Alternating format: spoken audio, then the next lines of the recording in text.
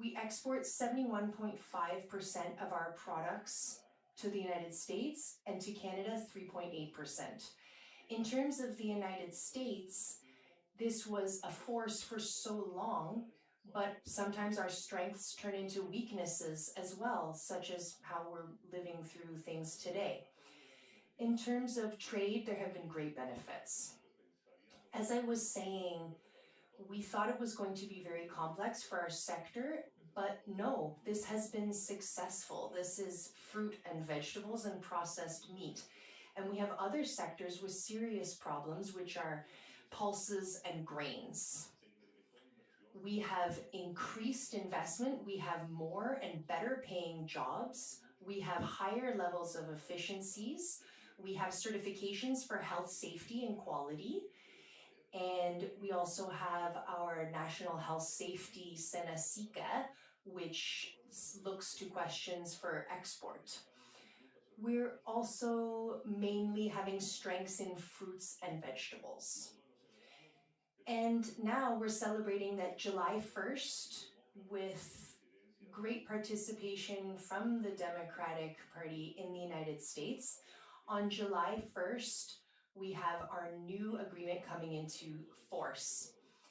What are the greatest achievements? Well, preserving this commercial relationship with North America. We have had a transition. We've had a new candidate for the WHO. We've also strengthened our health safety measures. And we have one thing that we're really focusing on, science. Before that wasn't so highlighted. And we also are talking about the CPPT, where we have a tool that is backing up what we're doing. We're not going to have temporality, but we have this great threat, and also something that we're working on for food safety. In terms of achievements, facilitating trade, we are not going to be falling out here. First in Canada, then in the United States, we're seeing strengthening of our automotive industry. We hired our own consultants here. We had Ismael Rosso on that, and this was something very important for the food industry.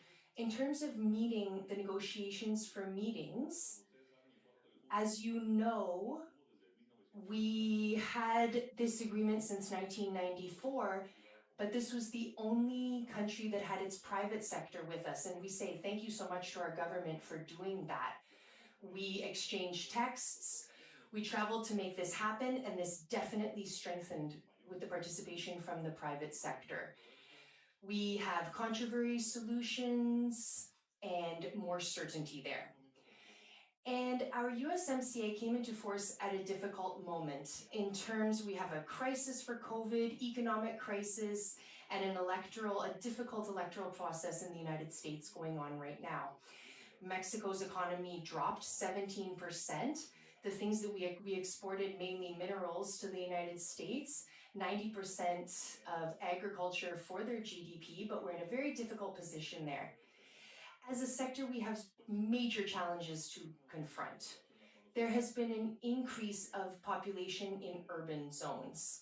In the right-hand side, you can see the urban population in yellow and its growth, and the higher demand for proteins, animal proteins. We can also see a trend in terms of what's going on in China and India, and we can see that housing incomes have increased there significantly. We also have a higher global demand for animal protein.